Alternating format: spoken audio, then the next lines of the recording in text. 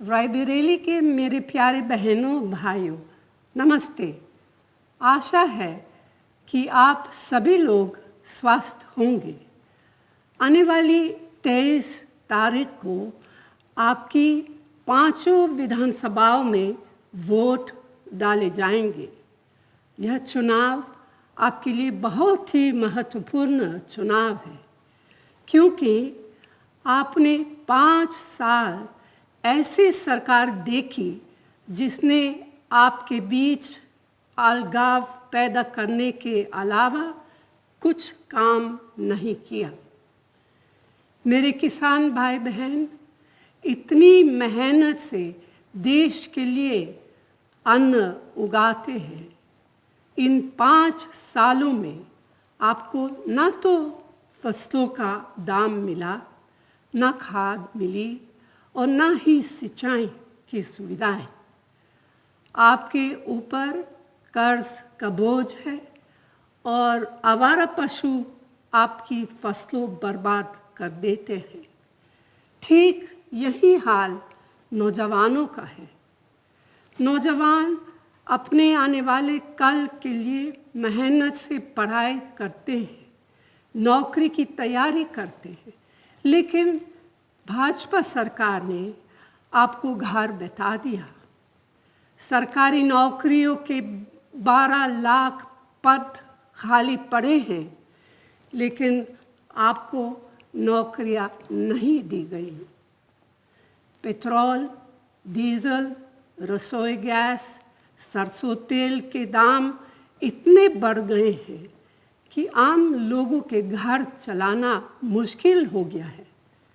मेरी बहनें पाए पाए जोड़कर अपना घर परिवार चलाती हैं, लेकिन महंगाई ने उनका जीवन दुभर कर दिया।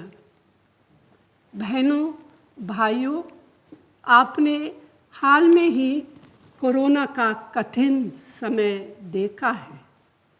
एक तरफ आपको ऑक्सीजन, दवाइयाँ और अस्पताल में बेड नहीं मिले। अपने प्रियजनों को खोया है, जिनके लिए वही एकमात्र सहारा थे। दूसरी तरफ लॉकडाउन में आपके काम धंधे बंद हो गए।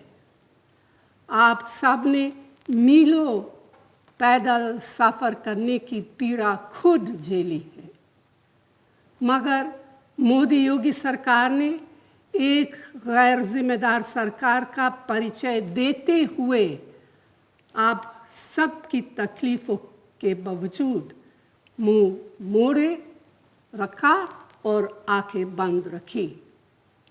इतना ही नहीं, लॉकडाउन में आप लोगों के प्रति उनका व्यवहार ठीक वही था। सरकार ने आपको कोई राहत नहीं दी। आपने देखा होगा कि सरकार ने आपका बोझ हल्का करने की बजाय आपकी मेहनत से बनाई गई सरकारी कंपनियों को कौड़े के दाम अपने चहेतों को बेच दिया। लिहाजा बेरोजगारी काफ़ी बढ़ गई। हम आपके क्षेत्र के लिए कई विकास योजनाएं लेकर आए थे, लेकिन मोदी योगी सरकार ने उन सभी पर रोक लगा दी। रायबरेली के साथ सौतेला व्यवहार किया गया है। आपने कांग्रेस की राजनीति देखी है। कांग्रेस की राजनीति सेवा की और आपको अधिकार देने की है। हमने मनरेगा जैसे कानून बनाकर आपको रोजगार का अधिकार दिया, जिसे आप अपने जीवन बेहतर बना सके।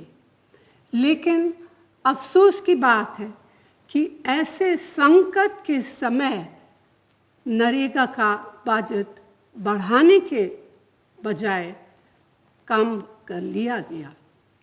कांग्रेस ने लॉकडाउन के दौरान भी सेवा की राजनीति की। आप घरों से दूर फंसे थे, आपको घर पहुंचाया। जितनी भी आपकी मदद हो सकती थी, हमने पूरा प्रयास किया। सेवा और अधिकारों की राजनीति के रास्ते पर चलते हुए ही उत्तर प्रदेश में कांग्रेस पार्टी एक नए राजनीति का विजन लेकर आए हैं।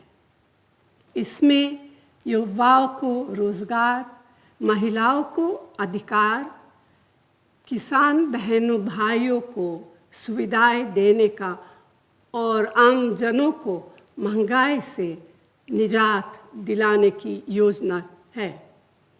हमने महिलाओं के लिए शक्ति विधान, युवाओं के लिए भर्ती विधान और उत्तर प्रदेश के विकास के लिए उन्नति विधान तैयार किया है।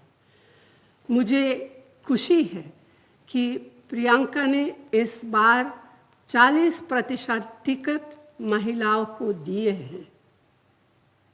उत्तर प्रदेश में पिछले 5 सालों में हमारे कार्यकर्ताओं ने बहुत मेहनत की है। जनता के हक की लड़ाई लड़ते लड़ते हमारे 18,000 कार्यकर्ता जेल भेजे गए। बहनों और भाइयों, मैं अपने आप को आपके परिवार का एक अटूट हिस्सा मानती हूँ।